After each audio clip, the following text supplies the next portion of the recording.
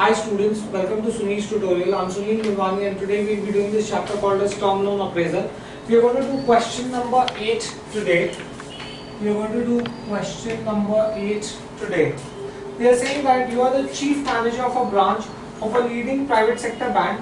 In the first week of March 2010, the management of the bank wishes to disperse maximum loan as huge amounts of deposits are lying idle. The credit appraisal department of your branch has shortlisted 3 loan proposals. On the basis of the summarized information, you are required to help the management to select the best possible proposal by listing the merits and demerits of each project separately. Let's see this. They give you cost of the project, loan required, rate of interest, depreciation, average yearly net profit before tax, rate of tax, repayment period, and security offered. Okay. Now, whenever you have to do project appraisal, first thing you need to do is you need to calculate all the ratios. So first I'm going to calculate ratios.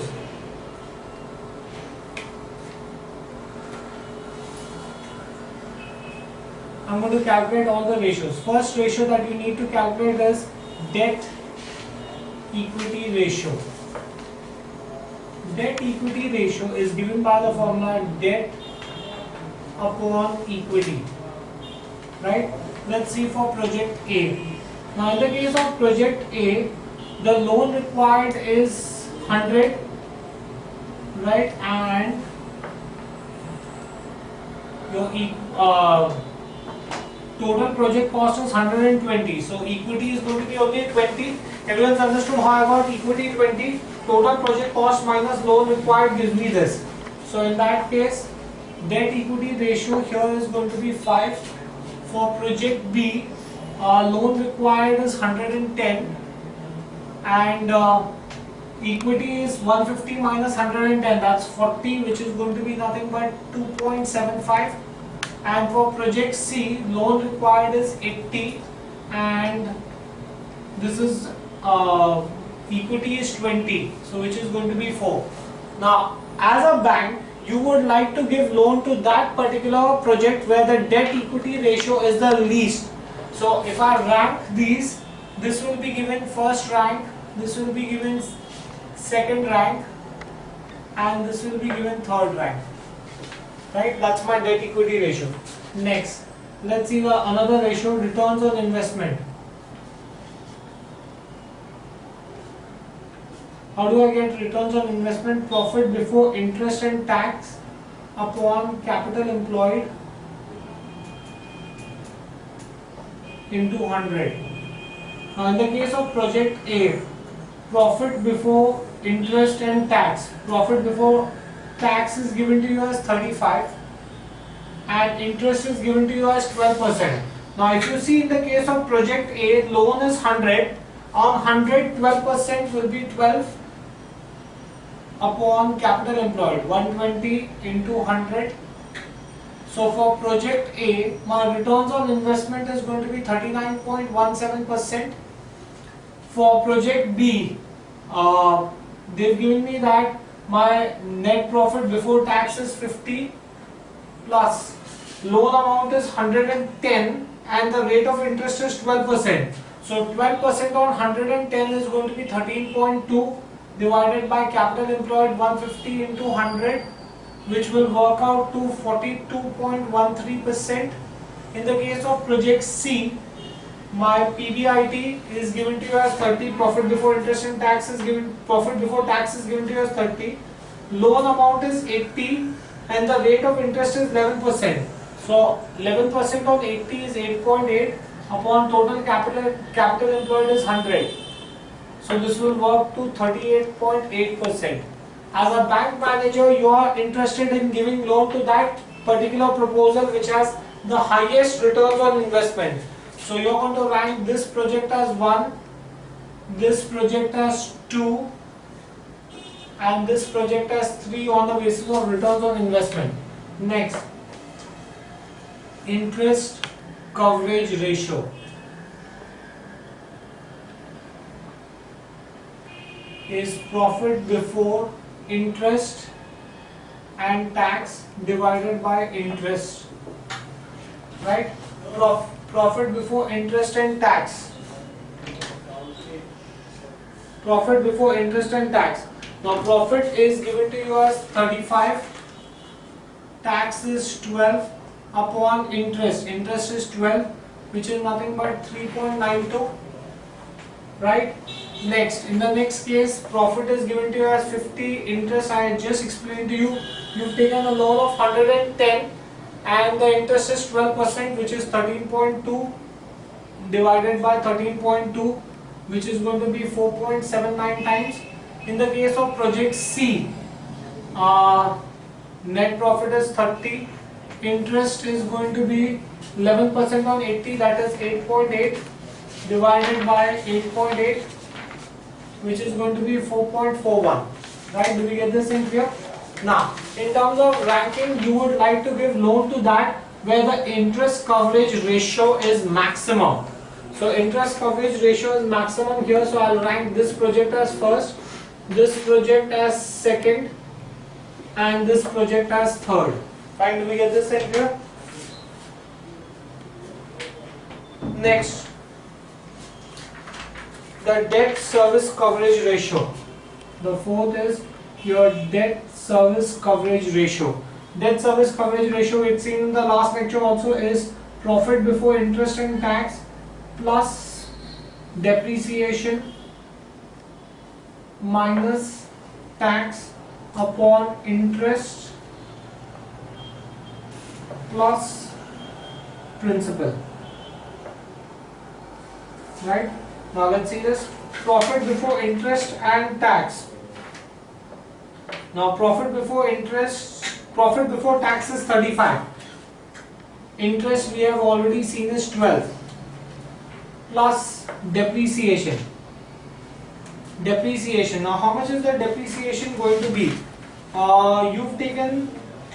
They've said that depreciation is 15% of the project cost. Project cost is 1,20,000, so 15% on 1,20,000 is going to be nothing but 18 minus tax. Tax rate is given to you as 30%, right? So 30%, someone please calculate this. This is 47 plus 18, 47, 57, 65. Someone please calculate 30% on that. Sorry.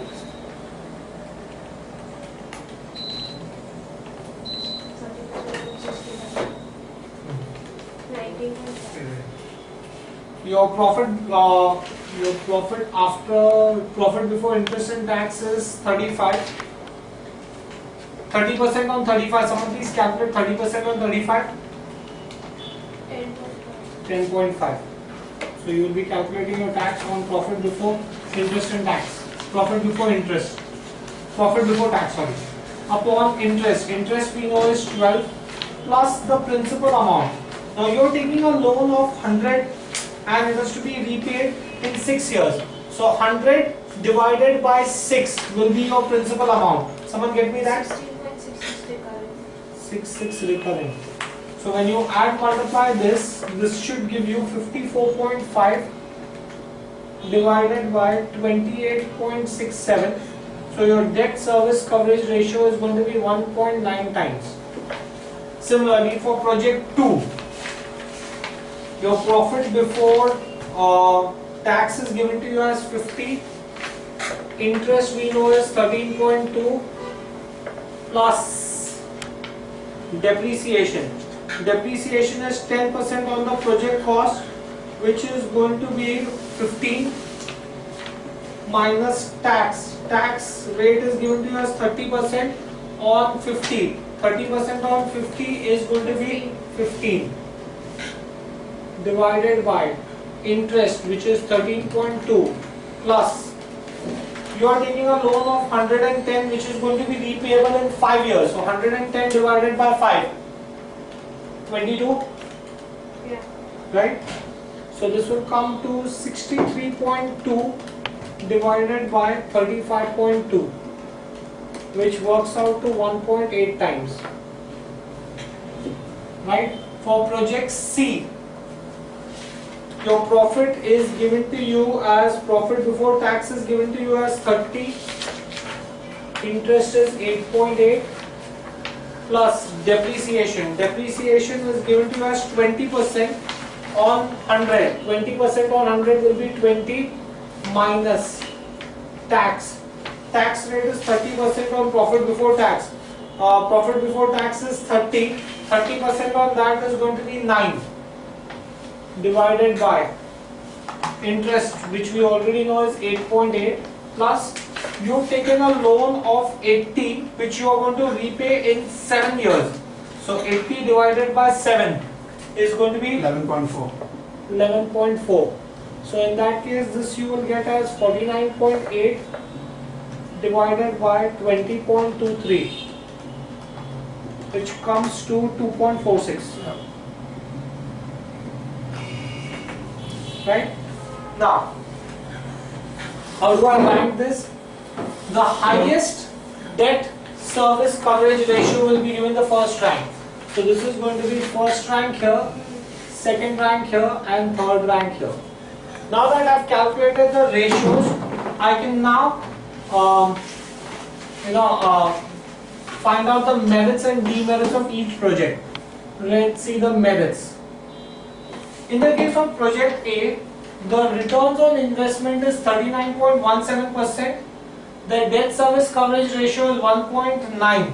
Now ideally, the debt service coverage ratio more than 1.5 is said to be good. The standard debt service coverage ratio should be 1.5. If it is less than 1.5, then the chances of bad debt are very high, right? And your interest coverage ratio is 3.92. So the three merits here are: returns on investment is reasonably high, 39.17%. Your debt service coverage ratio is 1.9, which is greater than 1.5, and your interest coverage ratio is 3.92, which is again satisfactory. These are the merits of this project. Demerits.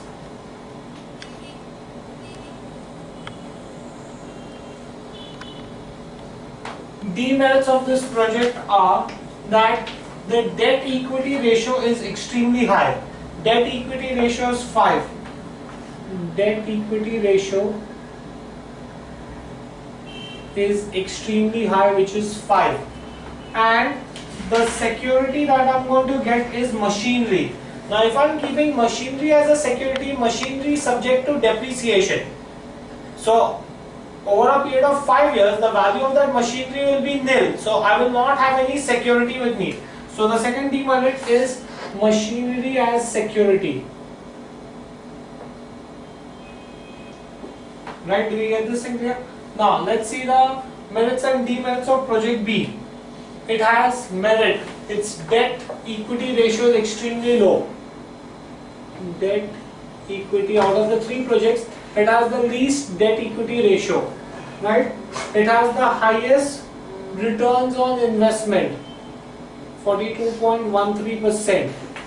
Then its interest coverage ratio is extremely high. It is the highest amongst all the 3. Interest coverage ratio is 4.79, right? And the debt service coverage ratio is 1.8, which is greater than 1.5, right? And it is also offering to you security as land and building. So land and building is not subject to depreciation. So in fact, land and building will only appreciate over the year. So security, land security. So it has all these merits, right? In terms of demerits, the demerits are, although the debt equity ratio is 2.75, which is the highest amongst all the 3, but it is still very high. So demerits is debt equity ratio is high as compared to standards.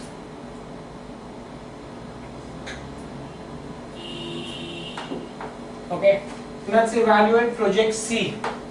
Project C has very high returns on investment. Its ROI is pretty high, 38.8%. right? Then its interest coverage ratio is 4.41, which is also very good, right?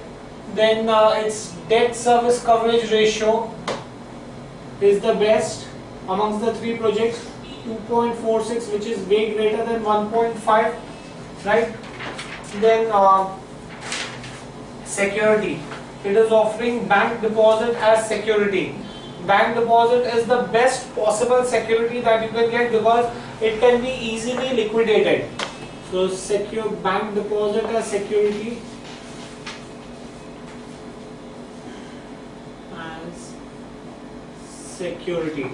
right? Demerits of this project.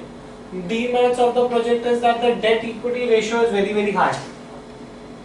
Debt equity ratio is 4, which is very high, and its payment period is very long. It has the highest payment period amongst all the three. It has a payment period of 7 years. Payment period long. Highest payment period. Now, on the basis of this analysis, conclusion is that in most of the cases, you have ranked project B as 1, therefore project B should be selected. Right? Base conclusion. Based on merits and demerits,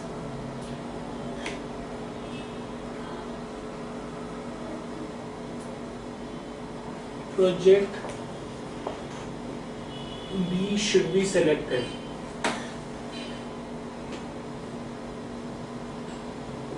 Right? So that is how you would select the project. And the next choice, if project B is not available, the next choice would be project C. Fine, do we get this thing here? So do we understand how to analyze using ratios? Next, let's see the next question. Let's see question number 9.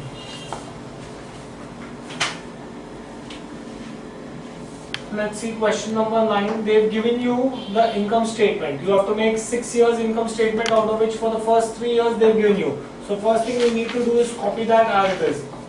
Sales less COGS will give you gross margin less operating expenses. First thing I'm doing is I'm copying the format as it is.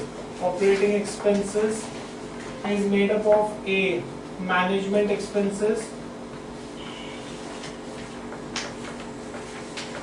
B, sales expenses, C, finance expense, which is inclusive of interest on debentures.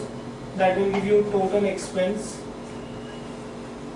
right? That will give you your net profit before tax, and depreciation, right? Less depreciation will give you net profit before tax, less tax at the rate of 50% will give you your net profit after tax. Okay, this is the format given to you. They give you 3 years data for 2004, 2005, 2006. They have asked you to calculate the data for 2007, 2008, 2009. Now let's see this for 04, 05, 06 is given to you. So I'm directly going to just make 07, 08 and 09. I'll just make for these 3 years. Okay. Now let's see the adjustment. Percentage of gross margin will remain same for the years ending 31st March 07, 08 and 09. Now if you look at the sales was 5 lakhs. From 5 lakhs it has gone up to 6 lakhs. From 6 lakhs it has gone up to 7 lakhs. That means it is going up by 1 lakh rupee every year. That means from 06 to 07 it should become 80 lakhs. It was 50 lakhs. From 50 lakhs it went up to 60 lakhs. From 60 lakhs it went up to 70 lakhs. It's going up by 10 lakh every year. Now from 80 lakhs it should go up by another 10 lakhs. That's 90 lakhs. From 90 lakhs another 10 lakhs. That's 1 crore. Right? Now if you look at the first 3 years, let's find out working note 1. let's find out the gross margin. Right now, gross margin. Now the gross margin in 04 was, gross profit was 20 lakhs, sales was 50 lakhs into 100, that's 40%, right? In the year 05, gross profit was 24 lakhs, sales was 60 lakhs into 100, right? 6 4s are 40% again. In 06, your gross margin was, your profit was 28 lakhs, sales was 70 lakhs, 7 4s are 28, 40% again. That means my rate of gross margin in the previous 3 years was 40%. So in the next 3 years also they are saying that rate of gross margin will remain the same. That means it should be 40%. So in that case, 40% on 80 lakhs. 4 8s are 32. So 32 lakhs. How did I do that? 80 lakhs into 40%. Right? 9 4s are 36. 40% on 90 lakhs. Right? And 40% on 1 crore. 40 lakhs. So I will come to know my cost of goods sold. Once I have this, I should get my cost of goods sold, which is going to be nothing but 48 lakhs. How did I get this, guys? 80 lakhs minus 32 lakhs. Then 90 lakhs minus 36 lakhs. And 1 crore minus 40 lakhs. So I found out the sales, cost of goods sold and gross profit clearly. Now variable management expenses are 2% of sales, right? Let's see working note 2. They said that variable management expenses are 2% of sales. Let's see management expenses.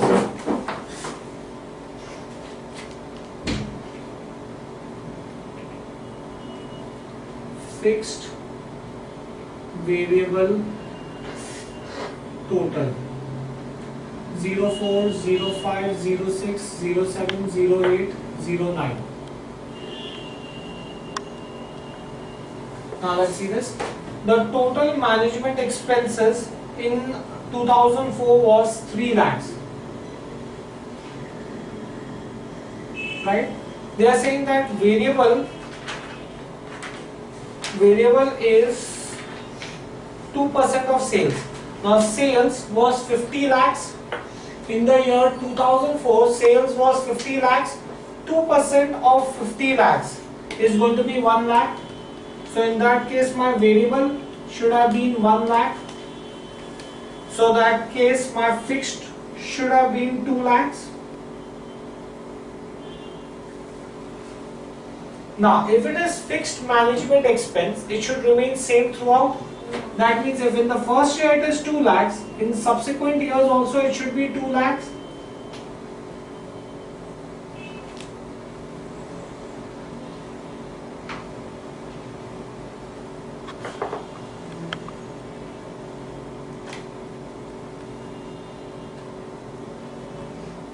Right? Total is given to you as 3,20,000 and 3,40,000 in the first 3 years. So that means this should have been 1,20,000 and 1,40,000. Now they said that variable management expenses are 2% of sales. We have found out that in 07 sales is 80 lakhs, right? If sales is 80 lakhs, that means 2% of that is going to be 1,60,000. Right? 90 lakhs, 2% of that is going to be 1,80,000. And 1 crore, 2% of that is going to be 2 lakhs. So that means this is going to be 3,60,000, 3,80,000 and 4 lakhs. Right? So my management expenses are going to be 3,60,000, 3,80,000 and 4 lakhs. Right, so management expenses are done. Next, sales expenses are 10% of sales. Straightforward, they give you that sales expenses are 10% of sales. 80 lakhs, 10% will be 8 lakhs. 90 lakhs, 10% will be 9 lakhs. 1 crore, 10% will be 10 lakhs. Right? Next, 10% debentures are to be redeemed in 3 annual equal installments commencing from 31st December 2004. Now, interest on debentures was 3 lakhs, right? And they are going to be redeemed in 3 installments commencing from 31st December 2007. That means till 31st December 2007 you had used the entire debenture. So whatever was your previous interest will remain the same. Right? Now, let's see what was the value of my debenture. Working note 3. Debenture. Now, interest on debenture. See, debenture interest was 10% and the interest came out to be 3 lakhs. Right? So, in that case, my debenture value must have been 30 lakhs. It has to be redeemed in 3 installments. That means each installment is going to be of 10 lakhs. That means my first redemption is going to take place on 31st March 2007. So on 31st March 07, I'm going to redeem 10 lakhs. Everyone's understood how I got 10 lakhs, 30 lakhs in 3 installments. That means 10 lakh every installment. That leaves me with 20 lakhs. That means in 2008, I have to pay interest on 20 lakhs, which is going to be 2 lakhs. Right? Then, on 31st March 08, I'm going to redeem another 10 lakhs. So, for the entire year 2009, I have debentures of only 10 lakhs. So, I'll have to pay 10% of 10 lakhs, which is going to be 1 lakh. So my total expenses now are going to be 3 and 3 6 lakh 66 and this is 8. So that is going to be 14 lakh 60,000. Right? 3 lakh 80 plus 9 lakhs plus 3 lakh 80 plus 9 lakh plus 2 lakh should I think give you 14 lakh 80,000.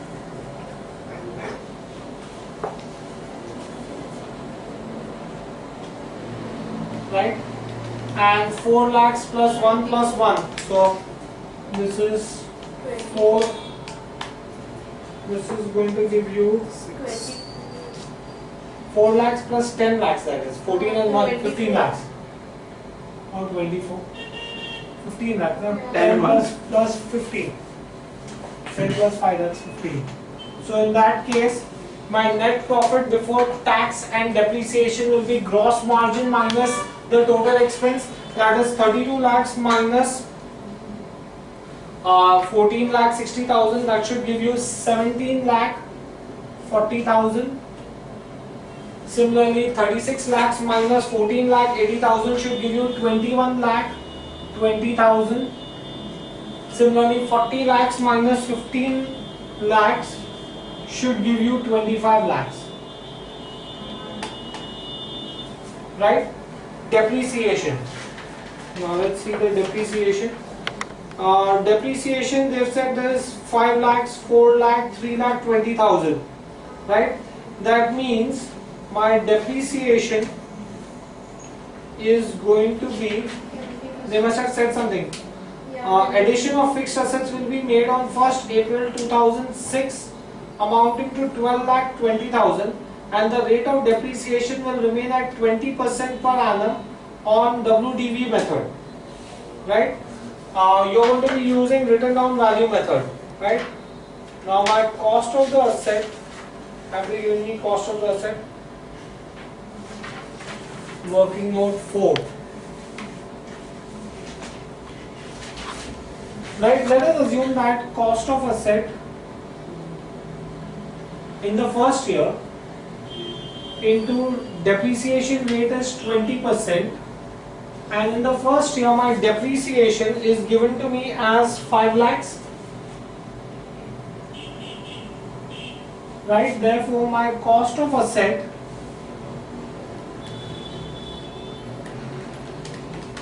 is going to be equal to 5 lakhs into 100 divided by 20, I think 25 lakhs. So my cost of the asset is 25 lakhs less 20% depreciation, in which year you are doing 20% depreciation for 04, right? 20% depreciation in the year 04. So 20% on this was 5 lakhs. This gives you your WDV on 1st April 05. So 25 lakhs minus 5 lakhs, that is going to be 20 lakhs less 20% depreciation of 05, 06. So 20% is going to be 4 lakhs. So that means I will have WDV on 1st April 06 is going to be 16 lakhs less 20% depreciation of 06, right? Yeah, 3,20,000. This is going to be 3,20,000, 12,80,000. Now first let us finish calculating the depreciation on this machine. This is my WDV on 1st April 07 less 20% depreciation of 07. So on 12,80,000 you have 20% depreciation. So that is going to be equal to, someone please calculate this, 2560. Someone check this please. Yeah, 25600. Right, 2,56,000. Right, that will give you WDV on 1st April 08. Someone please subtract this. 10,24,000 less 20% depreciation of 09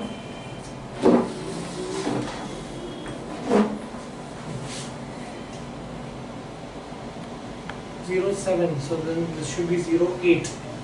Yeah, someone please calculate 20% on this. 204800.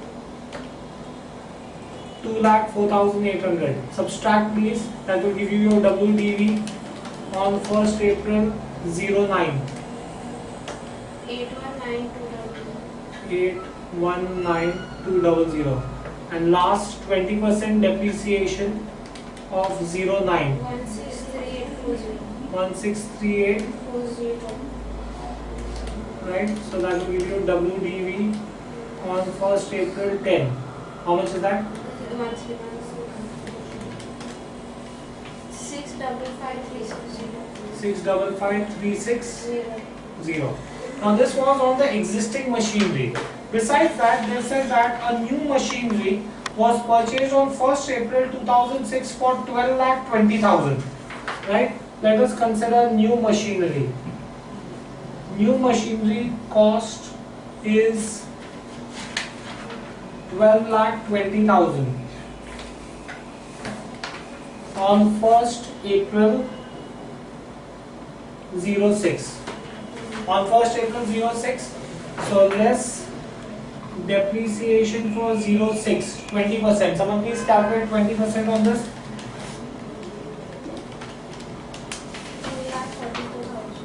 2,44,000. Right? So in that case you will get on 1st April 07 WDV 9,76,000. Now less depreciation for 07.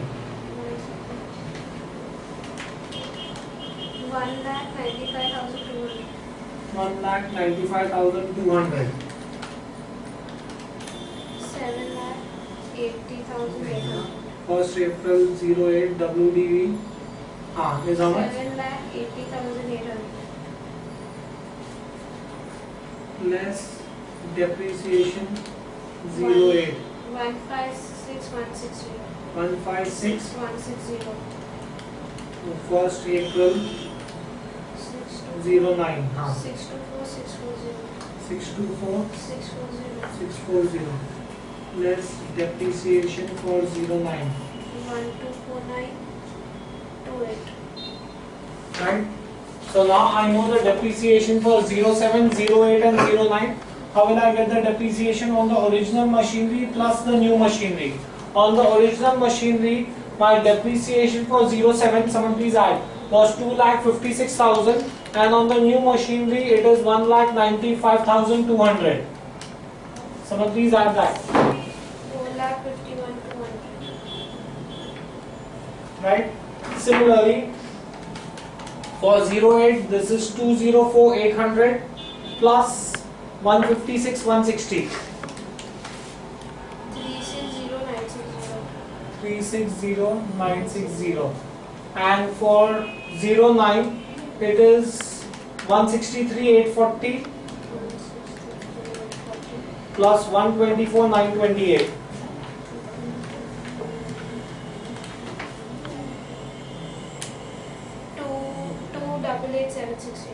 288,768. 288,768. Right? So now when you subtract this, you will get your net profit before interest and tax. Someone please do this. Someone please subtract and get your net profit before tax. 12,88,800. 12 lakh 88,800. 88,800. 17,59,040. Next.